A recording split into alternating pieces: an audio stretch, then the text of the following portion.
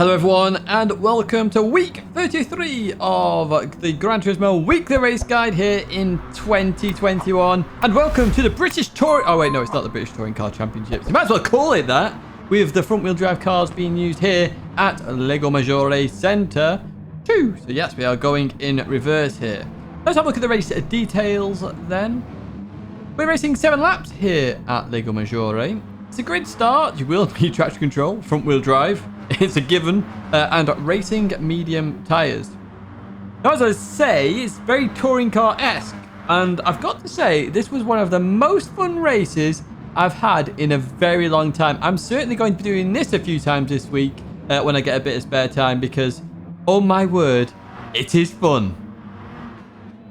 We are then at the start of the grid. As you can see, lots of Meganes. Shelty's finally got his wish. Everybody using the Megane Group 4, apart from Quinton, who apparently doesn't like Shelty for reasons unknown. Nah, he doesn't really. It's all golden. Anyway, let's get ready with the start. As I say, traction control on 1. We'll just put on the floor and off we go. And you're going to need it on for quite a little while, then turn it off just before you change gear. As you can see there, Tim didn't use it. Tim goes all the way back to the back. Back to the back. Don't do a Tim. Don't be Tim. Be everybody else. Anyway, heading in towards turn 1. We're behind Key and Quinton here. Just playing it safe here. I want to be as clean as possible. I know there's going to be contact here, so my goal here is to try and avoid all contact where possible. So I'm sure Key's uploaded this race as well, so you can check out Key's channel on YouTube as we come through here. Side by side they go. And look at this. Straight down the middle here. My word, that was a little bit sketchy, but all golden. Through we go. Up into P10 then. And as we head in towards this left-hander, look how tight it is. Look how many cars. Look at it's just pure a sea of yellow. Yellow everywhere, which I don't mind actually, because one of my favorite colors is yellow.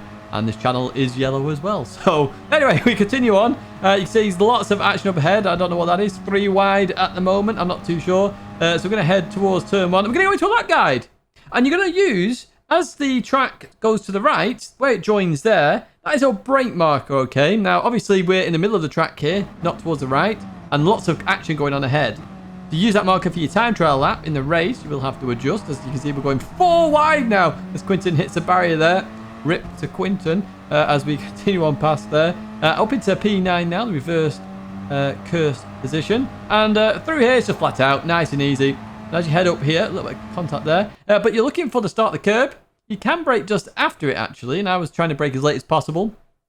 Getting close to the light, actually, that is also on the right. But use the start of the curb there as a bit of a reference. And you want to try and keep it as tight as possible. If you go too deep, you're really on the dirty side of the track, and it's not nice. You're then looking for that orange bit on the barrier there on the left. Again, I'm having to brake early here because I'm right behind Key, and I don't want to punt him to Narnia.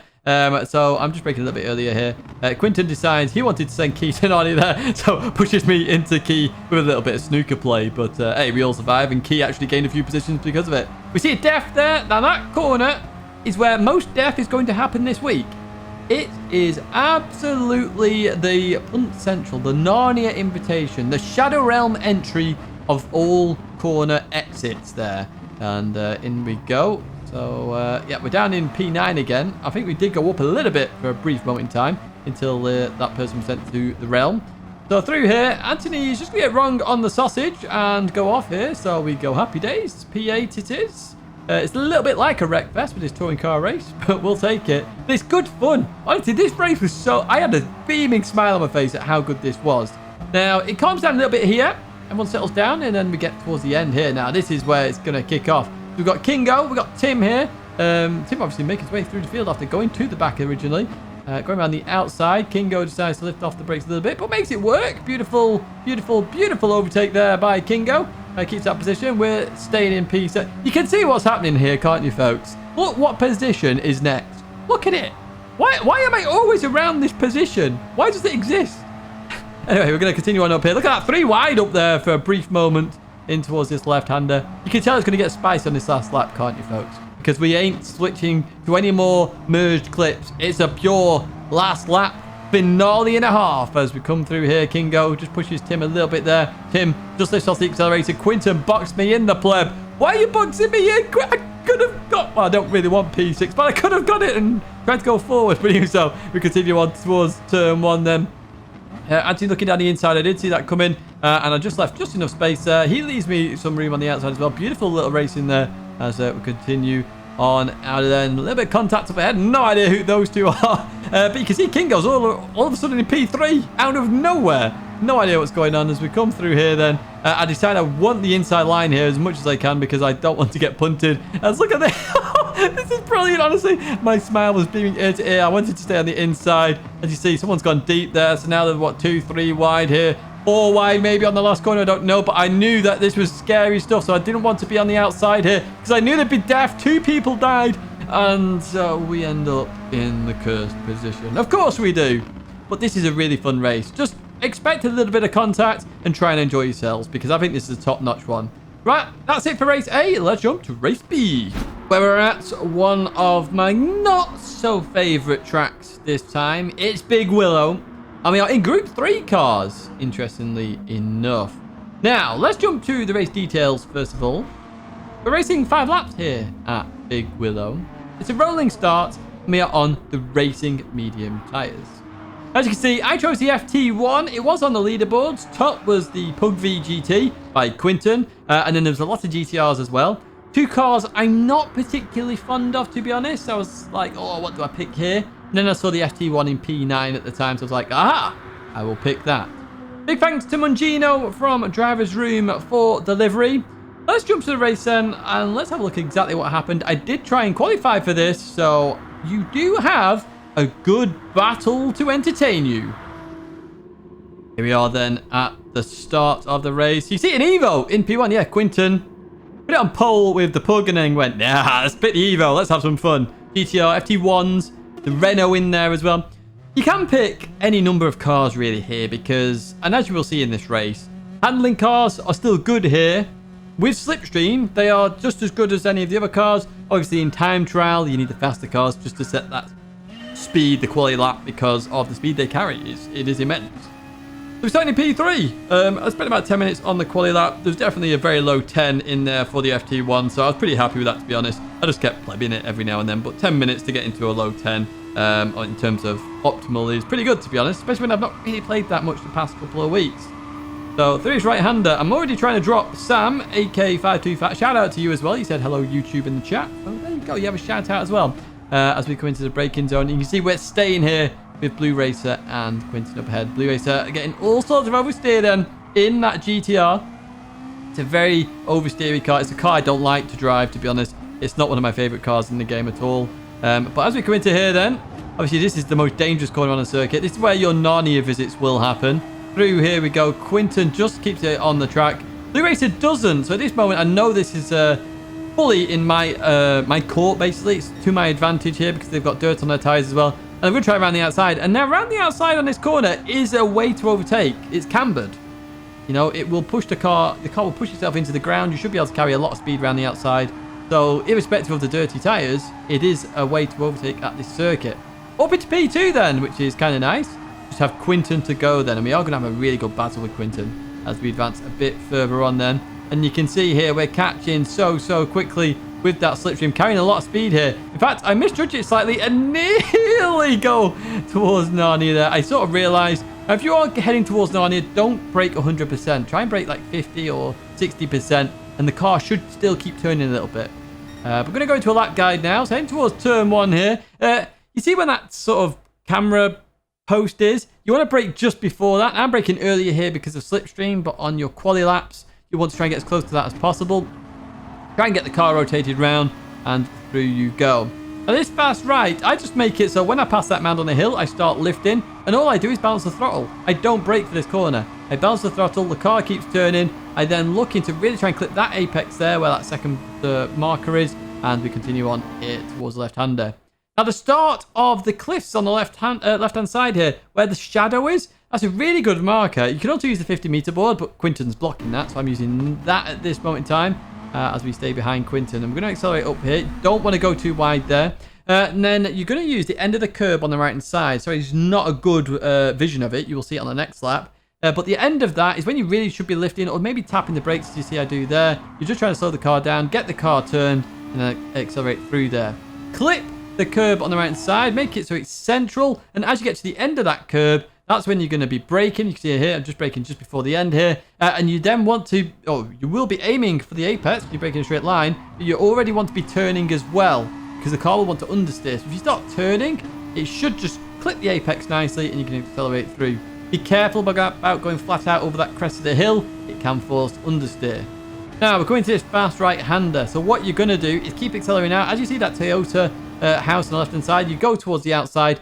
As that leaves the screen, that's when you then start braking for this corner. But you don't want to brake 100%. You sort of want to brake 50%. Allow the car to slow itself down. It's still a long point of the corner. And you can actually roll for a large portion of it. Clip the inside. When you clip it like that, then you know you've made the corner. And now we're going to go on to a fantastic last lap battle here with Quinton. You can see we've got the overrun. But as I said earlier, an overtake move can be done on the outside. Quinton knows this very well, so keeps that speed maintained on the outside. Gave me just enough room there. And yeah, Quinton keeping the position for now in that Evo. Blue Racer looking on the inside. Now you probably go, Tidge, you dabbed the brakes there slightly. I did. That's because I wanted to make sure I had the corner there. So I went a bit too quick into it. Dabbed the brakes slightly, and that meant I kept the position. You can see the 50-meter board there. Again, you want to clip the inside here very late on, and then through here. So you see that curb there. As that curb ends, that's when you're really slowing the car down and accelerate as early as you can. Notice all GT3 cars will get oversteer there. And then through here again, we carry a little bit too much more speed this time, going very close to that sand. You don't want to be that close. You want to be a bit more in the middle of the circuit. But now we have the slipstream on Quinton. But because we made that mistake about running a little bit too wide there, we've got a lot to catch up with here with Quinton. Are we going to do it then? Looking. Potentially looking down the inside here. Very dangerous move to go for, which is why I back out of it a little bit. Quinton did give me enough room there just. But through we go. And it looks like Quinton's going to get this. But he is in the Evo. And we have a bit of slipstream. As we head towards the line, then it's going to be very close. And he says 19,000. So that goes up slightly to 33,000. But a really good race there with Quinton. Not a very long race at 6 minutes. And I do prefer race A over race B. But you should be able to have the odd good race with somebody here. It's just very hard to overtake. Very hard. But still, an alright combo, to be honest with you. That's it for race B. Let's head to race C. Welcome to Sardegna then, specifically layout B, where we are in a group 2 cars. So a very interesting combo. I'm not sure I've seen group 2 cars at layout B before. Maybe someone can check whether I'm right or wrong with that. So, let's have a look at the race details then. We're racing 14 laps here at Sardegna. It's a rolling start. We are on the racing soft and medium tyres. Both are required. Fuel usage ×2 and tyre wear ×6. Interestingly, that tyre wear is low enough for some very interesting strategies in this race and tactics. So, there is some good strategy here, if I'm honest. Once again, big thank you this time to MS Too Fast for You from Driver's Room once again for this GTR livery. It looks very nice indeed with the pink and yellow there. Let's jump to the race then and let's have a look at exactly what happened. Let's have a look at the strategy and the lap guide as well. Here we are then at the start of the grid. Of course, as we all know, the GTR is the best Group 2 car. The Lexus seems to do okay here. As you see, it is just Lexus and GTR. I wouldn't pick the NSX either, to be honest with you. That rear end will be all over the place. Right, we're starting P20. We don't qualify for this one. My brake balance is currently 1. However, I set it to 2. And obviously, the brake balance is in the description. I have shown them most of them on screen. Scream? No, on the screen for you. We're not going to scream. Not yet, anyway. We might do later on when you see some of the actions of certain drivers. But even so, we're going to head towards turn 1 here. We're going to go into a lap guide. We're also going to warm up our tyres. Remember, if there's tyre wear, there is tyre temps. Warm up your tyres. Heading towards turn 1 then. Look for that 100-meter board. And that's where you're going to brake. Now, you can brake after it. The problem is, because it's downhill, like 1 meter after it is actually 2 meters, for example. It expands your braking because you're going downhill. So, obviously, you're carrying more speed. So, just be careful of that. Braking too late is significant there. So through here, it's basically flat. I had to lift a little bit there due to cold tyres. And you're looking for the professional ambulance driver right there. The ambulance, use that as your brake rocker. Just after it, to be honest with you. Depends on the tyre as well, of course, with all of this.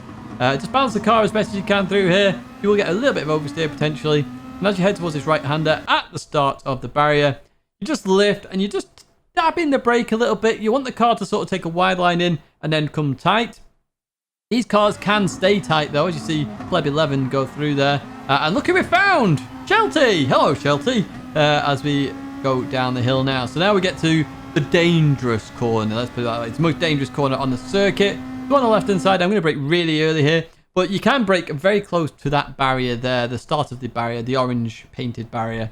You can brake very close to that. And then you're going to want a really tight line here. Be careful on the throttle. So you notice how I went 50% initially, or just over 50%?